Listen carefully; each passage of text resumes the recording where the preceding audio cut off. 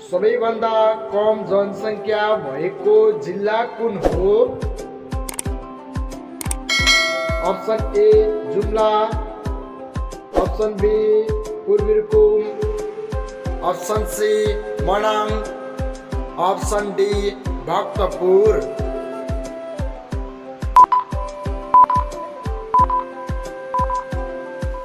यसको सही उत्तर अप्सन सी मनाङ। यसैगरी अर्को प्रश्न, कोच पर्व हुँदा नेपालमा प्रधानमन्त्री को थिए? Option A Mahendra Malla, option B Fatejang Shah, option C Chandra Shamsher, option D Jayaprakash Malla.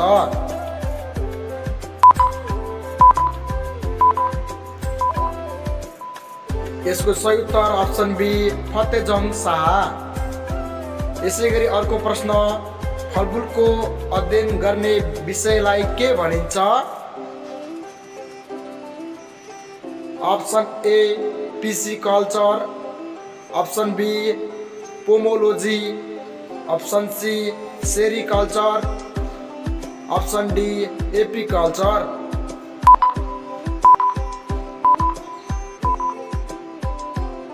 यसको सही उत्तर अप्सन बी पोमोलोजी। यसैगरी अर्को प्रश्न, पहिलो पटक नेपालको नक्सा कहिले सार्वजनिक भएको थियो? Option A Vikram Samvat 2007, option B Vikram Samvat 2025, option C Vikram Samvat 2028, option D Vikram Samvat 2032।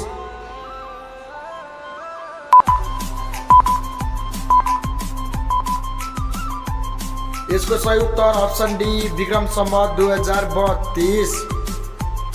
यसैगरी अर्को प्रश्न, भोटे जातिका मानिसहरू धेरै बसेको क्षेत्रलाई के भनिन्छ? अप्सन ए हिडिबार, option B Limbuwan, option C जडान,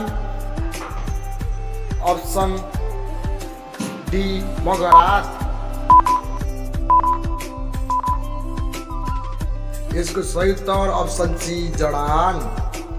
यसैगरी अर्को प्रश्न, महाकाली नदीलाई भारतमा पुगेपछि कुन नामले चिनिन्छ? Option A Ghaghara, option B Damodar, option C Sharda, option D Mahananda.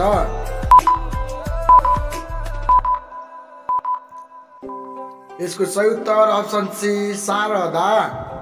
यसैगरी अर्को प्रश्न, कर्णाली प्रदेशको राजधानी कहाँ रहेको छ? Option A Surkhet, option B Biratnagar, option C Tulsipur, option D Nepalgunj. यसको सही उत्तर अप्सन ए सुर्खेत। यसैगरी अर्को प्रश्न, नेपाल WTO को कतिऔं सदस्य राष्ट्र हो?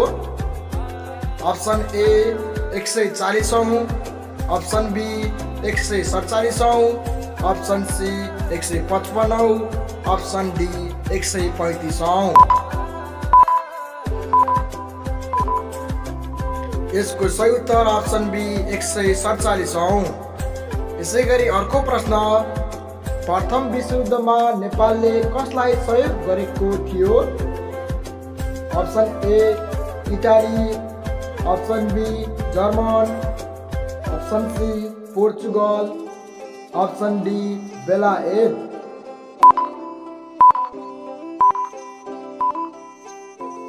यसको सही उत्तर अप्सन डी बेलायत।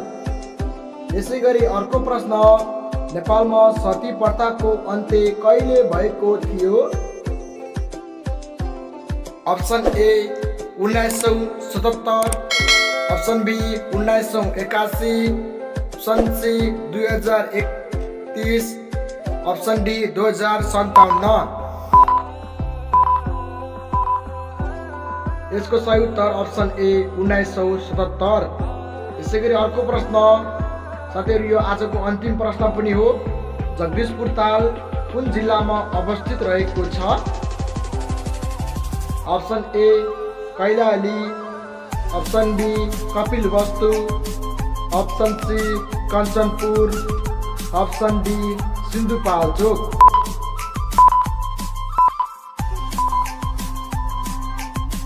साथीहरू, हजुरहरूले यसको उत्तरलाई चाहिँ कमेन्ट बक्समा गएर कमेन्ट गरिदिनु होला र यस्तै खालका भिडियो हेर्नका लागि हाम्रो यस युट्युब च्यानललाई लाइक, सब्सक्राइब र सेयर गर्न भने पक्कै नभुल्नुहोला र यो भिडियोलाई अन्तिमसम्म हेरेर साथ सपोर्ट माया गरिदिएकोमा धन्यवाद र यस्तै साथ सपोर्ट र माया गर्दै जानुहोला भन्न चाहन्छु र भोलिको दिनमा फेरि यस्तै भिडियो लिएर हजुरको सामुन्नेमा प्रस्तुत हुनेछु।